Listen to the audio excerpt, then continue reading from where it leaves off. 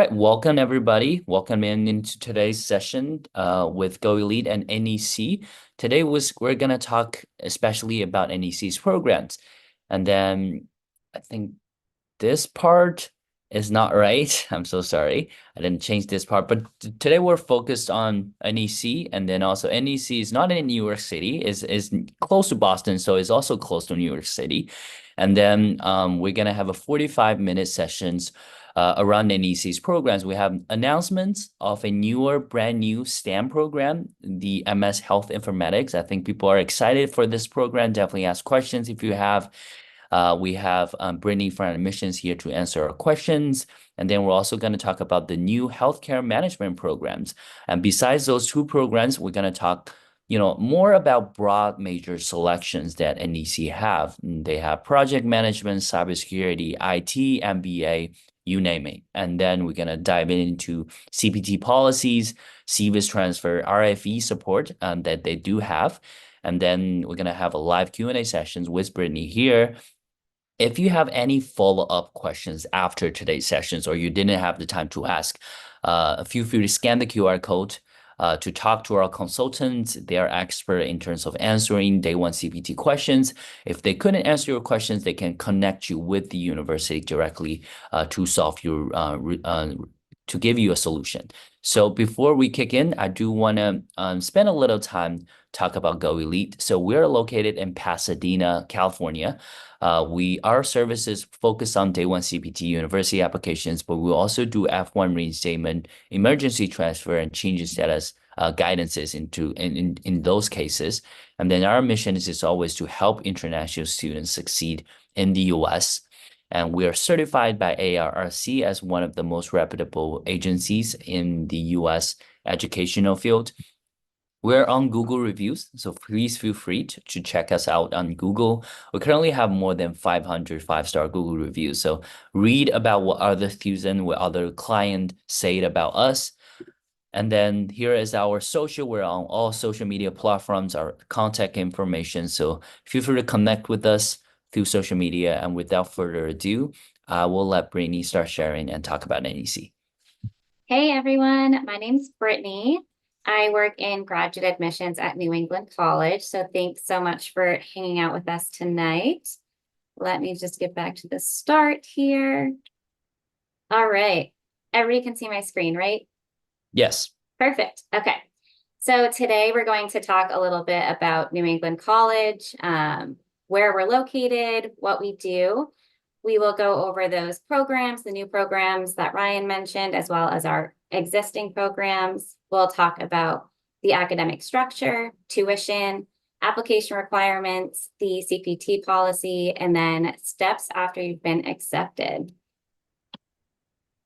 So first things first, so New England College, like Ryan mentioned, we're centrally located in New Hampshire. So we're about 90 minutes from Boston, about 3 hours from New York City. Manchester and Concord are going to be the closest cities to us. So it's a really beautiful area that you will get to experience during residencies. We really focus on having a tight-knit community. We have really competitive tuition costs. We try to keep our tuition as low as possible. And we're always looking for new programs and ways to kind of encourage more students to join our programs. So we're always looking at desirable IT and management fields. Okay, so brand new programs. Again, like Ryan mentioned, we have the MBA Healthcare Management Program.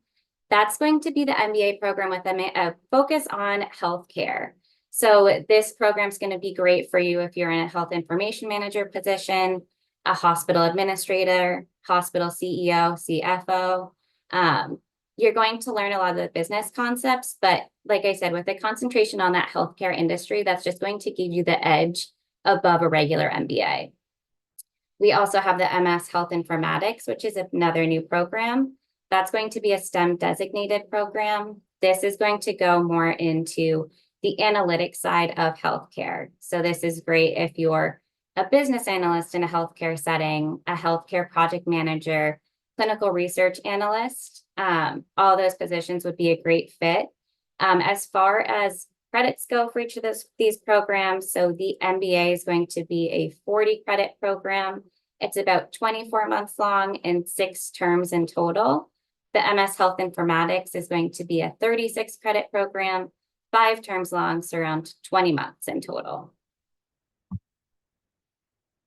These are programs that we have offered for a little while that are also really great programs that are very successful. So our executive MBA is going to be a more general MBA. You're going to learn a lot of great business topics. You're going to learn finance, accounting, marketing strategies. You will touch on project management. It's going to give you a really well-rounded business degree. That's just a wonderful experience for students. This is probably one of our most popular programs. And it's also accredited by the Accreditation Council for Business Schools and Programs Council, which is another credential that you can just add to your resume. The other one that is another one of our most popular programs, I'd say right now, is the MS IT Project Management Program.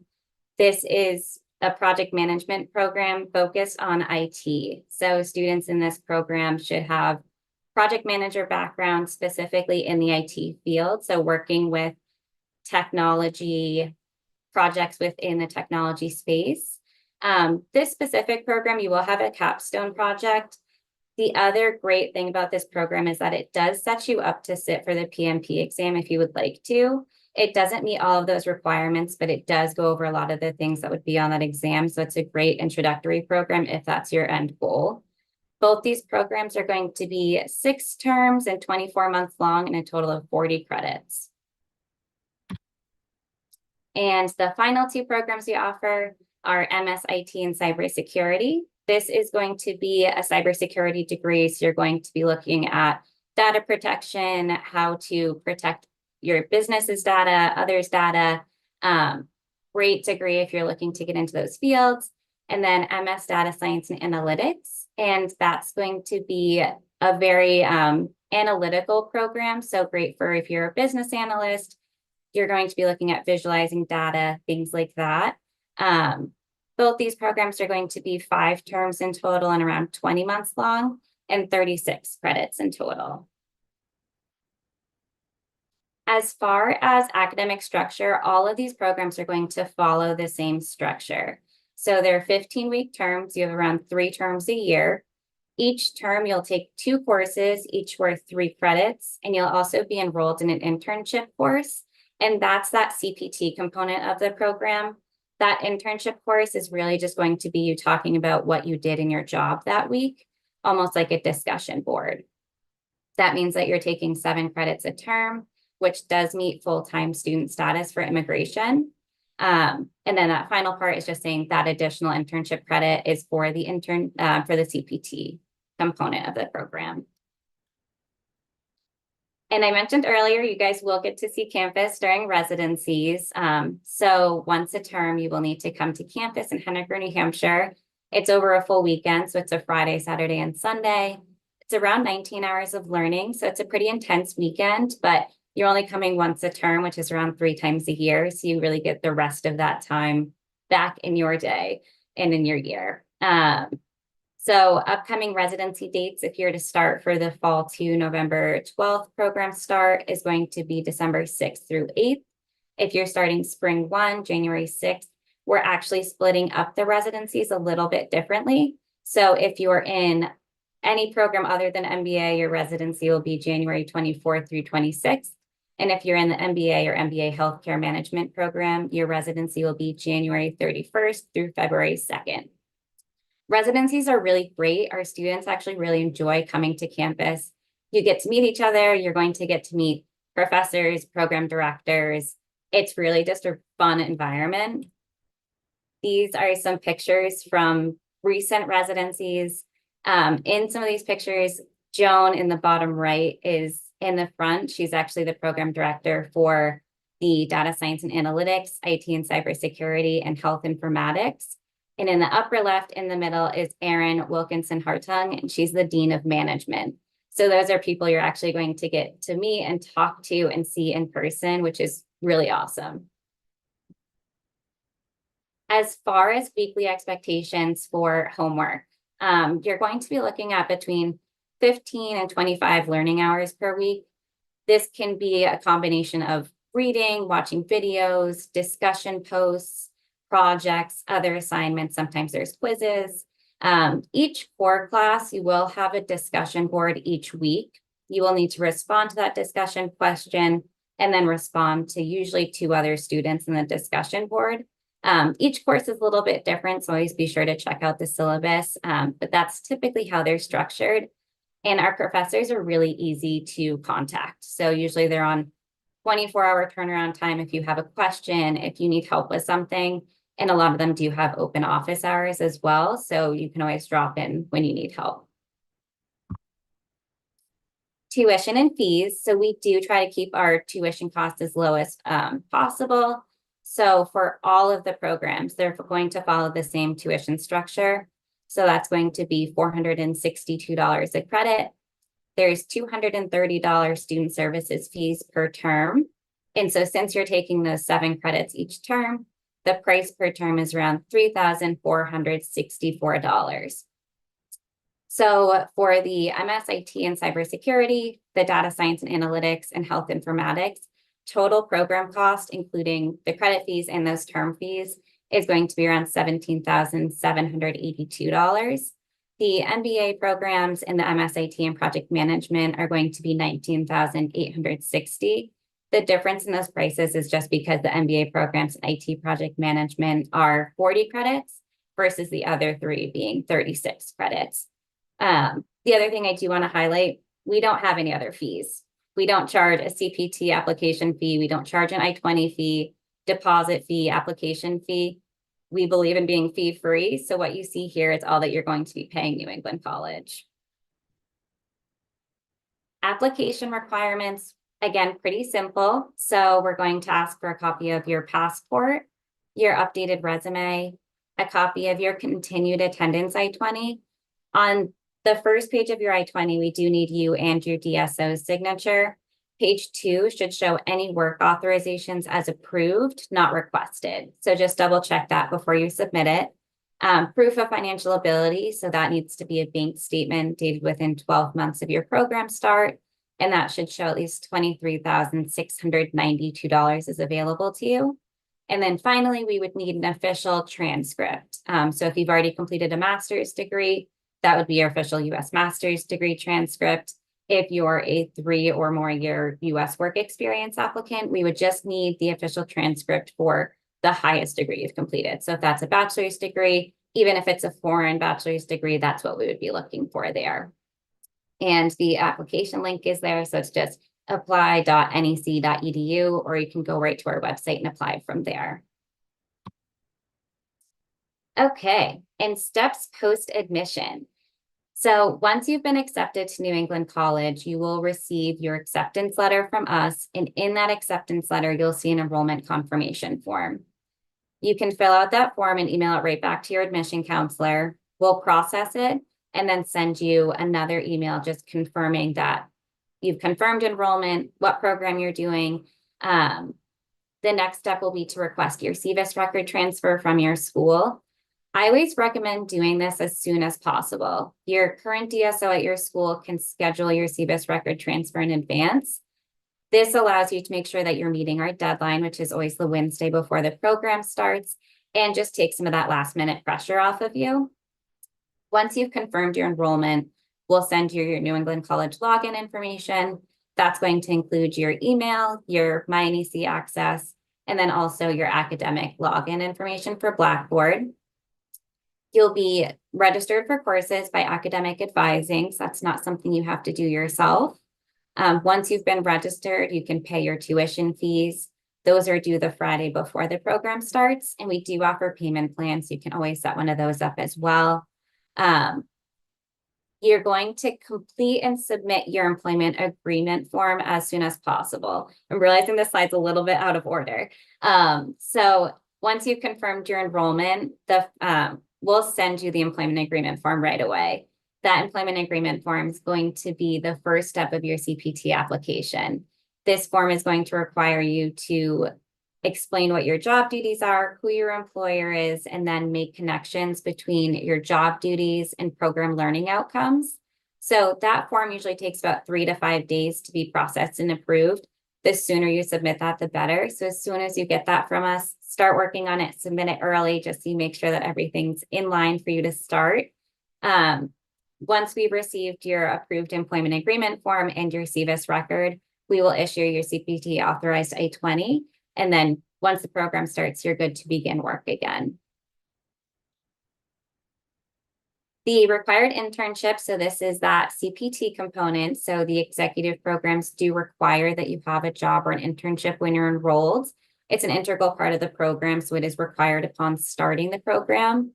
The position just needs to align with your program of study. So it can be unpaid, it can be part-time, it can be a volunteer position, as long as you can articulate that connection between job duties and program learning outcomes. That's the part that we're looking at. Anything else we can usually work with. And again, your internship or job will be managed through CPT authorization, which will be handled by your DSO. So this is just a brief snippet of what the employment agreement form looks like. This is really the first page where you'd be filling out all of your employer information. It does walk you through the whole form. There's instructions along the way. Your admissions team is here to help you if you have questions. Your DSO is here to help you. But this is kind of a snippet of what it would look like when you do get that from us. And that's the end. All right. Thank you so much, Brittany. I think before we go to the Q&A, we have a couple of questions, so keep them coming. Our attendees, if you have questions regarding NEC or regarding CPT in general, definitely ask in the Q&A. I do have two things that I want to mention before we go into Q&A. Two things that I'm sure last month, I drove from Boston to NEC, so I visited the campus. I've been to the classrooms, I've been to the campus, so I would say for sure is definitely gonna be bigger and nicer than a lot of people think. So it's definitely a nice campus. You have great facility and equipment.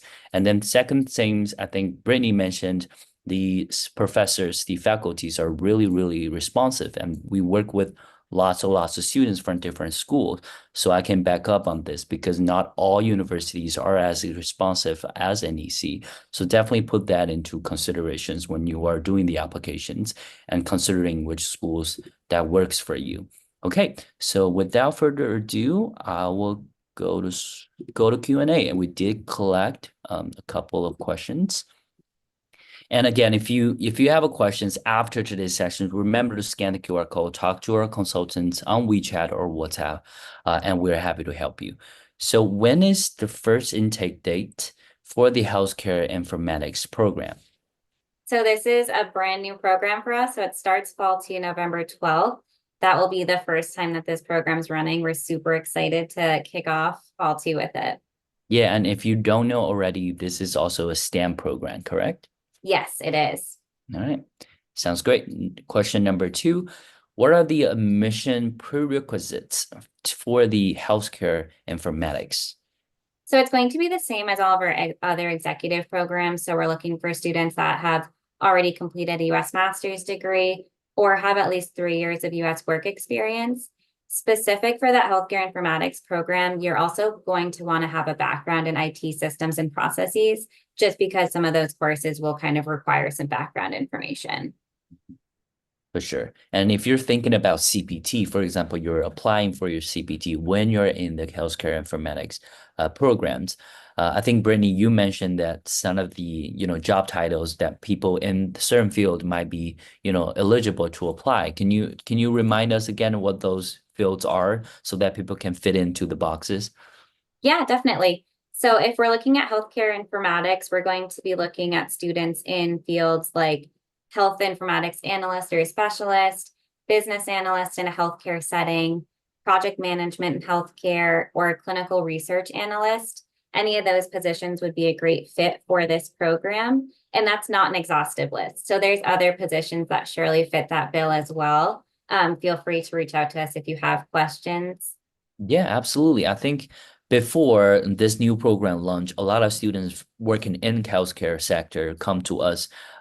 They wanted to go to an MBA, but I think for now, the healthcare informatics is a better fit for them because it's more technical, it's a STEM program. And then I think it does fit a wider variety of industries or job titles that you can do with. All right, let's move to question number three. What kinds of job can be authored? I think we already covered this. I predicted this question. So yeah, all right, let's move on to the next one. Are there any STEM, especially computer science or artificial intelligence program, AI program for engineers that can be completed in 12 or 15 months? Let's answer this in a two-question manner. Are there any STEM, CS, and AI program first? And then can they complete it that shorter in a 1 year or 1 year and 3 months span?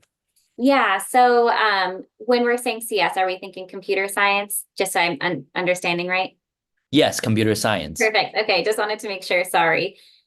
So for executive programs, we're not going to have a strict computer science or AI program at the moment. We do have an on-campus computer information systems, which is a STEM program. It doesn't have that immediate work placement option, but that is a program that you can complete in 14 to 20 months and then be eligible for OPT and STEM OPT extension afterwards. It's just not going to have that immediate work placement option. I know we're always looking to expand our executive program, so that's not to say that something won't come along in the near future. But as of right now, unfortunately, we don't have anything that would fit that exact bill. I think one thing to add is that even though I think most of the executive programs, the time settings are pretty set, and that you cannot complete, I would say, half a year prior or 2 semester prior. But a good thing is that if you're aiming for an AI or a computer science major, you probably are a software engineer or some kind of an engineer already. I think one thing to consider is their is NEC's IT and project management program, and also the IT and cybersecurity programs, because a lot of engineers work in those sectors that even though it's not AI, but it will have courses that are related to those fields. So definitely check them out as well. That's a really great point. I would say that as far as, a computer science or AI program goes, cybersecurity is going to be right up that alley. It's going to touch on a lot of those subjects that you'd see in those programs for sure. Absolutely. Moving on, question number five. Wanted to know if there's any scholarship and deadlines for those scholarships. Unfortunately, right now we don't offer scholarships to graduate students. Our goal is to keep our tuition as affordable as possible to a wide range of students. So that's why we don't have any of those hidden fees or anything like that. And we do offer payment plans once you're enrolled too. So we try to be as flexible as possible, but as of right now, we're not offering any scholarships. Yeah, and I think executive programs, when they're set up, their tuitions are very, very affordable. And if you consider NEC, their locations near Boston on the East Coast, I think comparatively they are very affordable to a lot of schools. So definitely, they're at about, I would say about $10,000 tuitions every year, or even a little bit less than 10. So even though no scholarship, but you're always welcome to come to Go Elite. We have our own reward systems that just started our reward systems. So if you share experience in school, you refer friends, we will give you some kind of incentive. So definitely check it out. All right, let's move on. I'm currently on H4 visa and with the bachelor degree. Am I eligible for this NEC executive program? Sure. So it kind of depends. So if you're on an H4 visa, if you have at least 3 years of relevant US work experience, you would definitely meet the executive requirements. The requirements are either that you do have a US master's degree or 3 years of US work experience. If you don't meet either of those, our on-campus programs are always available, and those are also STEM programs. So you'd have OPT at the end. So if you don't meet those requirements, definitely check those programs out. And you could Absolutely. always reach out to us too, because we can take a look at your resume and things like that, and kind of make a case by case decision. Mhm. Absolutely. I would say for this person, definitely connect with their consultants so that we can send more information your way and connect you with Brittany. All right, moving on. How many months or weeks does a term run for? Does a NEC's term run for? Yeah, so it's a 15-week term. So around 4-ish months. So you have 3 terms a year. Okay, sounds good. And then they do have a summer off, I So say, we or no summer off. No summer off. So we actually do it year round. So you would be in classes throughout the entire year. The nice thing though is that you get to see our campus in all of the seasons. Right, right. And then also for the executives sessions, they only have to come one weekend during the whole semester, but you got the whole weekend to experience everything. So Yep. that's nice. All right. Next question. What is the latest date for CVIS transfer for a January intake? I think this is a really good question. Yeah, for spring one, the January 6th program start, the CVS transfer deadline is going to be January 1st. That is a little bit of a weird deadline because it is a holiday. So if you are Yeah. applying for that program start, planning for that program start, be sure to schedule that transfer in advance with your DSO because we want to make sure that you meet that deadline and they can make that transfer in advance so it automatically transfers to us on that date and you won't have to worry about it. Oh, just to clarify, I didn't know this before. So they can actually schedule the transfer to be on a holiday. They don't have to be, manually doing this. Yep, yeah. So your DSO can schedule it in the system electronically, and then it just automatically processes on whatever release date you choose. That's good. That's good because a lot of our audiences, they might be working even during the holiday season. They don't want to end their OPT too soon. So I think this is definitely a better a choice for them that they can select which day that they wanted to transfer their CVIS. Definitely takes the stress out of Yeah, it. for sure. Um, Moving on, when is the application deadline of the November 12th intake that is coming up? Yeah, so for fall two, November 12th, we need to receive a completed application by Friday, November 1st. So you still have a few weeks left to apply or get your applications completed. And if you do need any sorts of application assistance, you want to get on a phone, you want somebody to take a look at, your applications, definitely let us know. And our consultants, including Kristen here, is always welcome to help. Moving on, is this only applicable for people with US degree? I think we kind of mentioned this. I don't know if this is the same people, same person asking.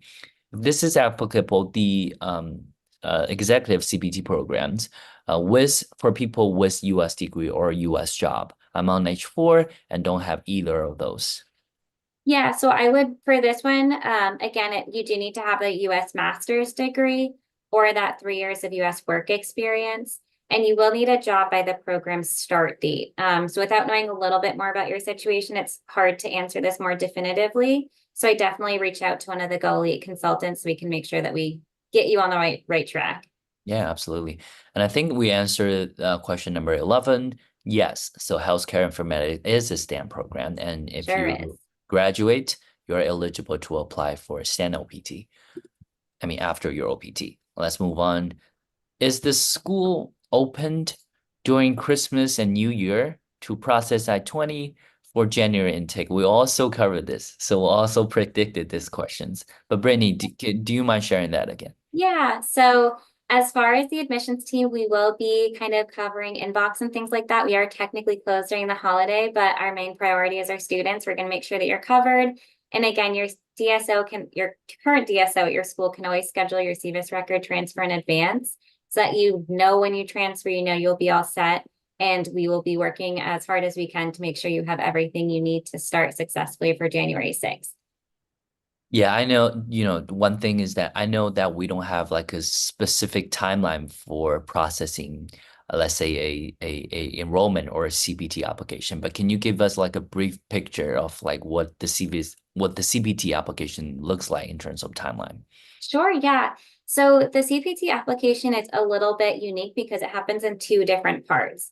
So as soon as you confirm enrollment with that enrollment confirmation form, we're going to send you that employment agreement form. That's your CPT application, for lack of better terminology. That's not what we call it, but that's essentially what it is. That form is going to be where you're talking about your job duties and how they relate to program learning outcomes. Once you send that off for approval, you'll receive feedback on that or your approval within about 3 to 5 days max. And then once your CVIS record transfers, you will forward that approved employment agreement form to our DSO office, and they'll send you your CPT authorized I-20 within about 1 to 2 business days. So as long as your employment agreement form is approved before your CVIS record transfers and you forward that approval as soon as your record transfers, you should have your I-20 before the program start. Sounds good. Thank you for that, Brittany. Let's move on. Can I work full time for 24 months degree, 24 months of classes if the course duration is 24 months? Yeah, so if you're like in the MBA program, that's a 24-month program. You're going to have CPT eligibility through that entire 24-month period. To touch on this too, just because this is another question we get, it will be seamless CPT authorization. So if there's ever a break in a term, your DSO is going to reach out to you and let you know that you need to do a CPT extension form. And that way you have seamless work authorization throughout the entire program. Sounds good. Thank you, Brittany.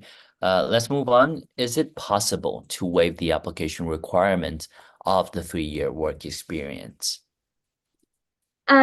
So this is again done a little bit case by case. Typically that 3-year work experience is pretty firm. What I would recommend doing is reaching out to a Go Elite consultant or somebody at New England College so that we can review your resume a little bit more in depth. I don't want to give a definitive yes or no, but the best thing we can do is take a look and go from there.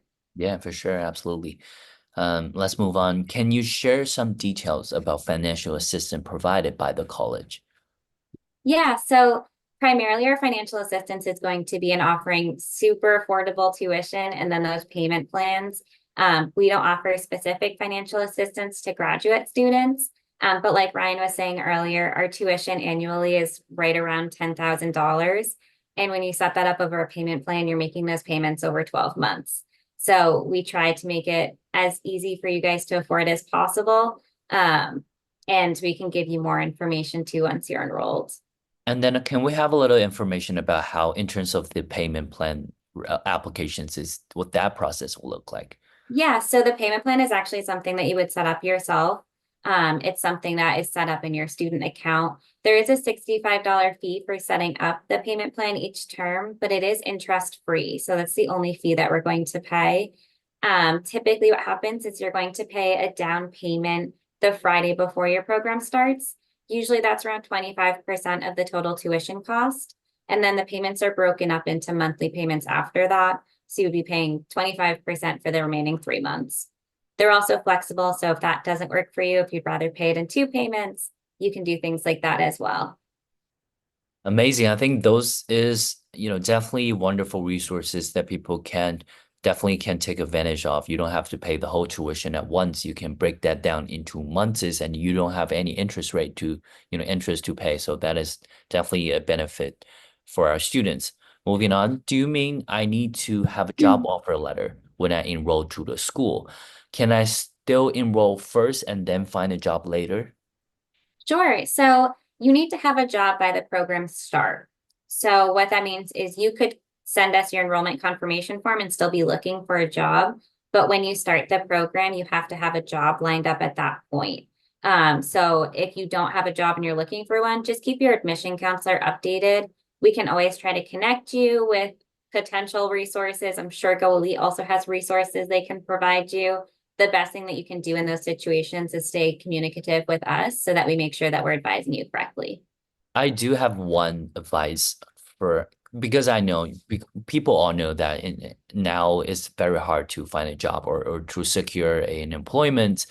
So one thing that students does sometimes is that when you wanted to enroll into an executive program, especially NEC doesn't really have any requirements for a full-time specific job position for you to be enrolled in, for you to be employed before you can enroll into the school, before you can start school. So some people would do is that they will find an internship or a volunteer position instead.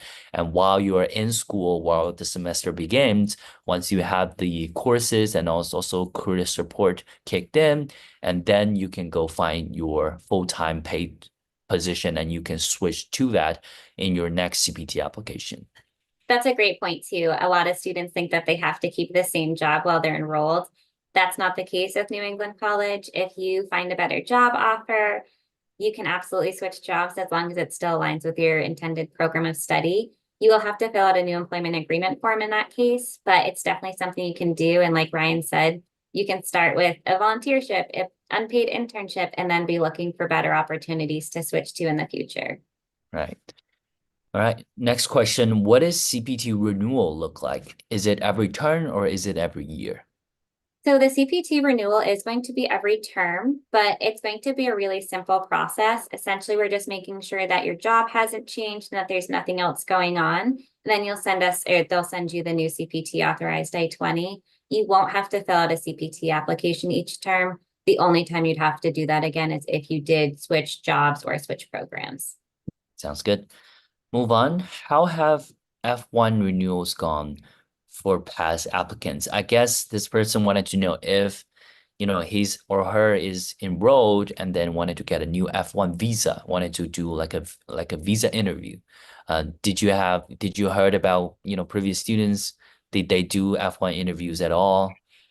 Yeah, so I have had a few students who have either chosen to leave the country and go for another F1 visa interview before they start the program. No issues there.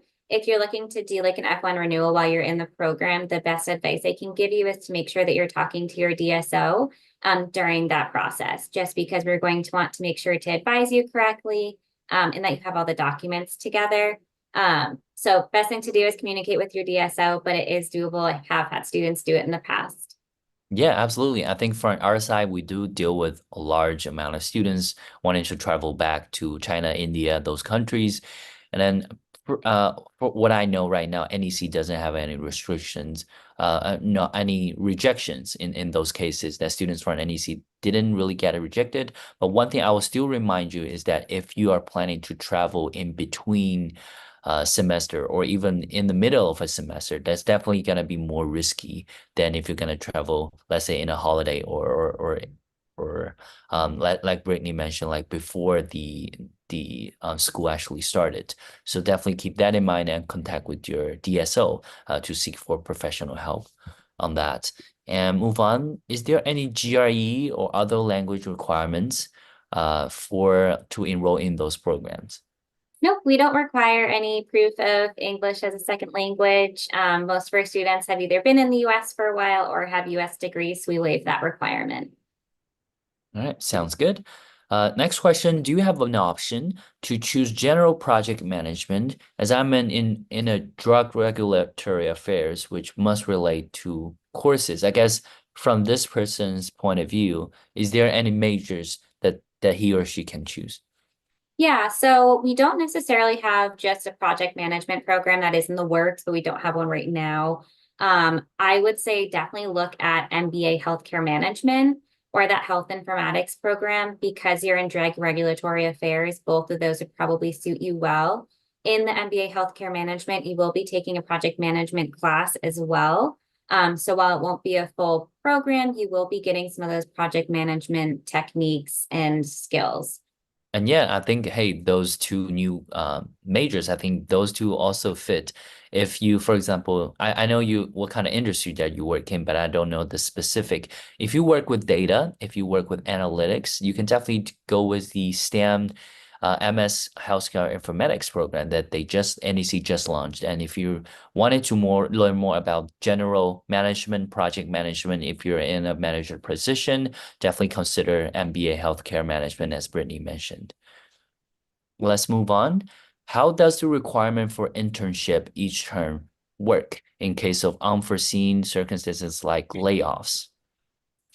Yeah, so the way that the CPT policy works at New England College is you have 90 days that you can be unemployed in the program.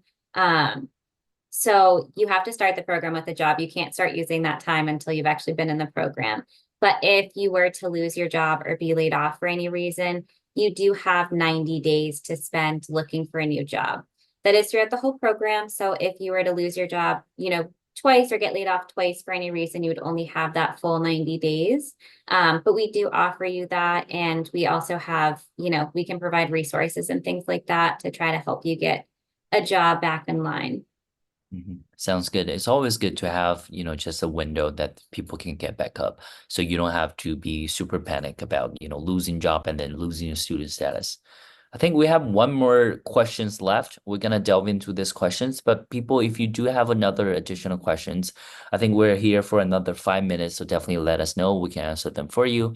All right. So last question, does PT work experience count? in the 3-year requirement. I'm not sure what PT part-time, I think part-time work experience count. That's what I'm thinking too. So as long as it's relevant US work experience. So when we're saying relevant, it should relate to your program. So if you're looking at health informatics, it should be data-based within the healthcare industry. If it's part-time, that's fine. As long as it's 3 years and relevant to your program, that shouldn't be an issue. Mhm. Sounds good. Seems like we have one more question coming in.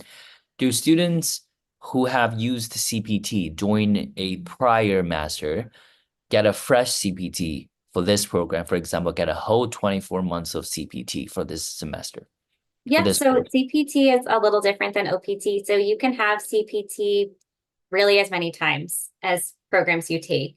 So there's not a limit on how much CPT you can have. So even if you've done full-time CPT in a previous program, you can still do CPT in this program without an issue.